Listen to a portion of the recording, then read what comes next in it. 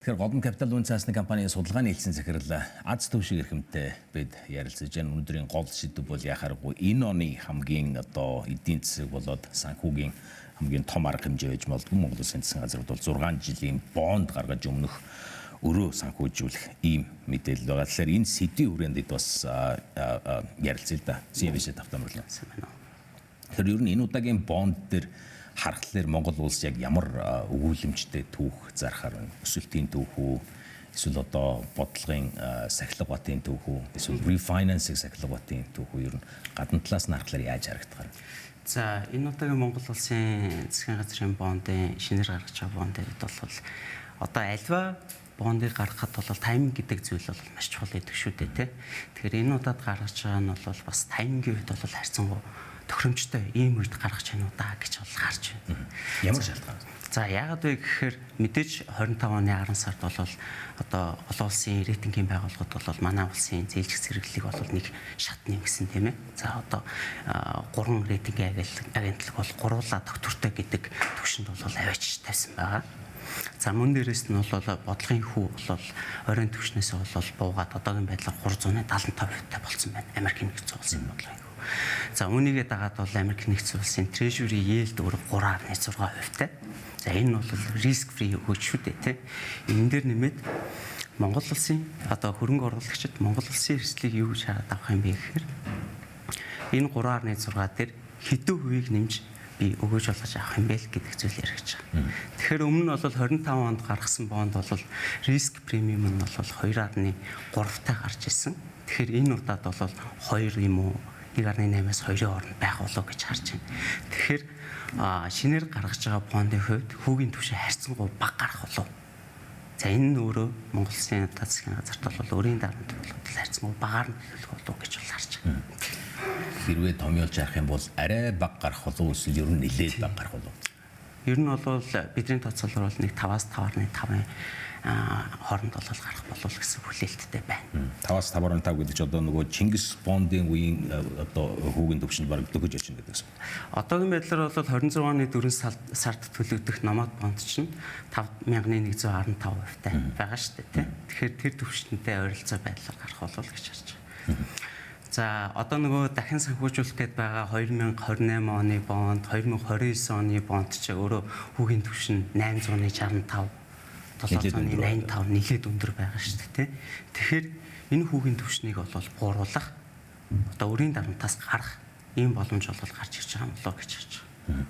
Тэгэхээр энэ rollover хийж байгаа бондуудын ер нь дахиалгын дэвтэр нь яг яаж харагдахаар байна? Одоо нэг талаасаа бид нар чинь price taker гэж ярьдаг одоо тулгсан үнийг нь хүлээж авахаар байна уу эсвэл тодорхой хэмжээнд бас өөрсдийнхөө нөхцөлийг тулгаад явах юм pricing powerтай байхаар байна уу? За 3 бондыг дахин санхүүжүүлж байгаа. За эхнийх нь бол түрүүний хэлсэн 26 онд дуусах 170 сая долларын үлдэгдэлтэй номад бонд. За дараагийнх нь 28 онд дуусах Century 2, за 29 онд дуусах Century 3. За номад бондын хувьд бол үнийг 100 доллараар эрг буцааж худалдаж байгаа. За 28 онд дуусах Century бондын хувьд 107.5 гэдэг үнээр, за 29 онд дуусах бондын хувьд бол 107.7 гэдэг үнээр худалдаж авч байгаа. За энэ нь бол зах зээлийн үнэтэй яг ойролцоо түвшинд худалдаж авч байгаа гэсэн үг шүү. Тэгэхээр хөрөнгө оруулагч талаас нь харах юм бол үнийн хувьд бол давуу тал гарахгүй. Яг зах зээлийн үнээр нь л эргүүлж худалдаж байгаа.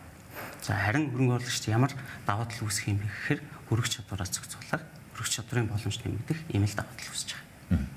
Ер нь яг одоо энэ бондуудын түүх өгүүлэмжийг хараад үзэхлээр Монгол улсын хувьд бол хөрөнгө оруулагчид ер нь яаж харж байгаа? Нэг талаас бол яг бид нар өөрсдийнхөө түүхийг одоо санал болгож байгаа тийм бодлогын хувьд бол тогтворж байгаа сахилга баттай байгаа авдаг өгдөг буцаад төлдөг ийм одоо үндэстэн боллоо гэж нөгөө талаас харж байгаа. Гэхдээ энэ дотор хамгийн гол чухал одоо олон улсынхаа талаас макро төвшөнд тэр зэрэг дэмжлэг харагдаж байна өөрөө чинь бодлоор. Яг тэгэхээр энэ чинь нэг талаас нөгөө түүхийдийн супер цикл эхэллээ гэдэг нэг яриа явагдаад байдаг. Гол одоо commodity-с бүгдээрээ дээшээ чиглэлтэй байгаа. Тэгэхээр энэ дотоодын бидний одоо өөрсдийгөө гайхуулах гэдэг өгүүлэмж гадны макро хоёрын хоорондынх нь одоо харьцаа ер нь ямар хөө байх шиг харагдаж байна. За Монгол Улсын засгийн газар одоо шинээр бонд гаргах мэдээлэл одоо нэгд өдөр зарлагдсан байгаа шүү дээ. Энийн дараа бол шууд рейтингийн байгууллагууд бол одоо гаргаж байгаа бондыг доктортой түвшинд үнэлнэ гэж бол үнэлгээг бол гаргацсан байна. Одоо жишээлбэл Moody's-ийн хяналтын хувьд бол B1 түвшинд, S&P-ийн хяналтын хувьд бол BB хасах түвшинд одоо 25 онд нэг шат дэвшлүүлсэн энэ түвшнээр бол бондуудыг нь гарна гэдэг нэлээд тавьсан байна. За энэ бол мэдээж олон улсын зах зээл дээр үнэлэгдэж байгаа манай бондын үнэлэмж. Тийм ээ. За энэ дээр бас юу гэж дурдсан байгаа вэ гэхээр 25 оны байдлаар Монгол улсын засгийн газрын гадаад үр өөрөө 43% байна. За энэ тоо хэмжээ бол 46% болох болов гэж бол харж байгаа. За гэхдээ эдийн засгийн нөхцөл байдал нь бол харьцангуй сайн байгаа юм байна гэдэг ийм дүгнэлтүүдийг бол өгсөн байсан тайлан дээр. Тэгэхээр ер нь бол олон улсын зах зээл бол Монгол улсыг бол бас харьцангуй сайн байна гэж харж байгаа нь бол энэ тайлангуудаас бол ажиглаж байна гэж хэлж байна. Debt wall гэдэг өөрийн хан 2029 он хүртэл тэгэхээр жиж болно гэсэн үг. Debt wall бол 60% гэдэг бол тогтооцсон байгаа шүү дээ. Одоогийн байдлаар. Гэхдээ энэ дэр нэг юм яригдж байгаа. 25 оны 11 сард улсын их хурлаас засгийн газар шинээр үнцас гаргах эрх болгох тогтоолол гарсан. За энэ дээр бол 26 онд 1 тэрбум ам долларыг гаргаж болно. Гэхдээ өрийг дахин санхүүжүүлэх зорилгоор л гаргана. За мөн дээрээс нь 26-аас 28 оны өрийн удирдлагын бодлогын баримт бичгийг баримталд ажиллаа гэдэг ийм шаардлагыг бас давхар оруулсан байна. За энэ дээр юу гэж байгаа вэ гэхээр 26 онд засгийн газрын өрийн түвшнийг 40% дээр барина. 40.6. Тэгэхээр 25 онд бол 43% таа байгаа шүү дээ, тийм ээ.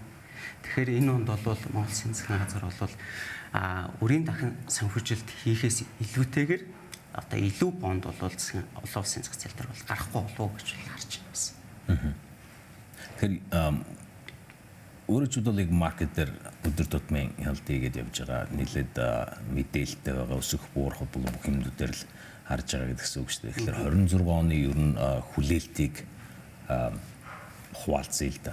Зис нүүрсний үн ер нь гайгүй байна гэж ер нь хараад байгаа гэхдээ. Гэхдээ ер нь зүгээр та бүхний харж байгаагаар энэ гайгүй байна гэдэг хүлээлтэд нөлөөлөх эрсдлүүд юу вэ? За яг хөө зэсийн үед бол мэдээж ойлгомжтой. Ялтгүй одоо сүүлийн жилүүдэд энэ цэвэр эрчим хүчний шилжилт за AI бүүнтэй холбоотойгоор бол одоо эрэлт нь бол нийлүүлэлтээс бол харьцан өндөр давсан байна. Одоо 24 оны байдлаар бол эрэлт нийлүүлэлтийн тэнцвэргүй байдал нь 3 сая тоннтой одоо боловсруулсан зэсийн үед шүү дээ. Байсан бол энэ тоо 5 сая болж өссөн байх жишээтэй. Ирэх онуудад энэ хэмжээ бол улам тэлэх одоо ийм хүлээлт бол байгаа юм. За яагаад вэ гэхээр нийлүүлэлтийн тоо бол харьцан уртастай нэмэгдэж чадахгүй. Эрэлт маань өөрөө нэмэгдээд байдаг. За энийгээ дагаад бол зэсийн ханш бол одоо өсөж байгаа одоо энэ супер цикл нь бол үргэлжлэх болов гэсэн юм хүлээлт байна. За нүүрсний ханшийн хувьд бол өнгөрсөн оны 6 сард бол Далайн таврын бирж дээр кокс жох нүүрсний ханш 730 юанд хүрсэн. За энэ нь бол бүх цагийн төвхөн ханштайгаа харьцуулаад үзэх юм бол харьцангуй ёроолын түвшний ханш гэж хэлж болно. 25 онд л өмнө 530 юан хүрсэн байдаг. Тэгэхээр энэ онд ер нь бол нүүрсний ханш бол харьцангуй одоо хүнлэн чиглэлийн арилжаа хийгдэх буюу одоо 1300-аас 1600 юаны хооронд арилжаа хийгдэнэ гэж бол харж байгаа. Дийлэнх шинжээч нар. За энд одоо яагаад одоо энэ хооронд арилжаа хийгдэх вэ гэдэг гол үндсэн шалтгаан нь засгийн одоо хятадын аж үйлдвэрийн индекс бол сэргэх тийм хүлээлт бол байхгүй. За гол хүлээж байгаа хүчин зүйл нь ёроолын цэгтээ хүрчлээ. Харьцангуй хяндар авдаг байсан юм байна. Хэд хяндар зардаг байсан юм бэ? Энэ түвшин нь өөрөө дундаж түвшин дээр л ирэх юм байна л гэдэг юм хүлээлт бол байгаа. Дундаж түвшин дээр ирнэ гэдэг маань өөрөө өнгөрсөн онтой харьцуулахад харьцангуй өндрөл түвшин байгаа байхгүй энэ жилийн байдал л дээ.